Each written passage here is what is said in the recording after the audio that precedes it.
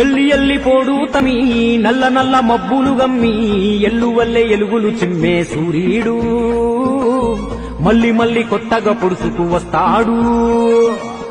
శిఖరమంతా ఎదిగిన వాడు నేల మీద కూసున్నాడు.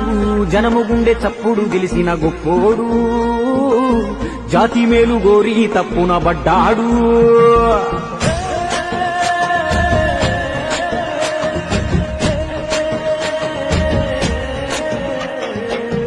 ఎవ్వారి కోసమయ్యా ఎవ్వారి కోసము ఎన్నాళ్ళు ఒంటరిగా చేసావు సమరము. నీకున్న ఇలువ ముందు సాలదంట గగనము, నీకున్న ఇలువ ముందు సాలదంట గగనము. అయినా నీకెందుకింత హంతులేని మౌనము.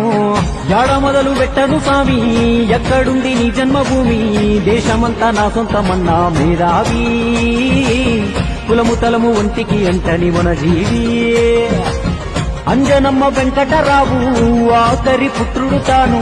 తెలుగు నేల ప్రతి ఇంటి బిడ్డగా ఎదిగాడు. కథనమంతా కైగట్టి చెబుతాను ఈనాడు.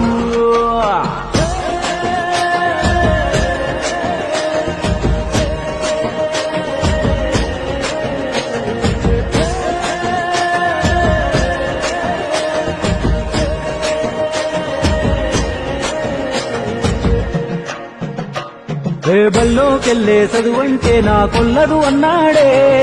బాల్యం నుండే పుస్తకాలతో దోస్తీ గట్టాడే. తన లక్ష్యం కోసం పెద్దన్న ఇల్లు వదిలి వెళ్ళాడే. ఇతడేమో ఎవ్వరికర్థం గాక ఇంట్లో మిగిలాడే. గుండెల్లో పొంగుతున్న ఎన్నెన్నో భావాలు జనంతోటి పంచుకోవాలనుకున్నాడే. అన్నయ్య అండతోటి వెండి తెరనాడు వేసి తమ్ముడిగా సొంత జెండ ఎగరేశాడే. మధ్య తరగతి యువతకు అద్దమయ్యి నిలిచినాడే. చూపులకే గబ్బరు సింగు లోపలేమో వేదన పొంగు. చిత్రసీమలోనే ఇతను సంతింగు. అంటలేదు మనుషుల కంటే ఏ రంగు. అందనంత ఎత్తున ఉన్నా 100 కోట్ల మార్కెట్ ఉన్నా మనసులోన కృషి లేదనుకున్నాడు. అన్ని వదిలి మనుషుల మధ్యకు వచ్చాడు. ఇల్లేమో దూరం అసలే చీకటి కాళంధకారం. దారంతా గతుకులు, చేతిలో దీపం లేదు కానీ గుండెల నిండా ధైర్యం ఉంది.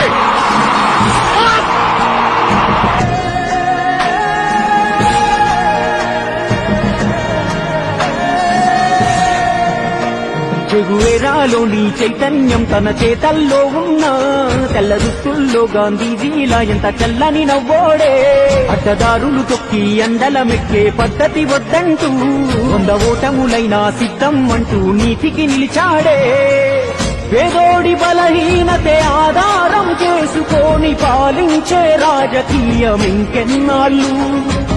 ప్రశ్నించి బానిసత్వ సంకల్లను పెంచకుంటే మన కళ్ళను వదిలిపోవు ఈ కన్నీళ్లు. అని జనం కొరకు తప్పించే ఆ గుండెకెన్ని అవమానాలు. ఎగురుతున్న జాతీయ జెండా వెనక ఉన్న పొగరుంది నిండా. కోట్ల మంది అభిమాన దళమే తన అండా. కొత్త రాజనీతిని నేర్పిన మార్తాండా. పేరులోనే పవరున్నోడు పవరు కొరకు పలుసనగాడు. ఎంత తొక్కితే ఎంత ఎత్తుకులేస్తాడు. ధరణి పైన సరికొత్త చరితను రాస్తాడు. భారత్ మాతా కీ జై. జై హింద్.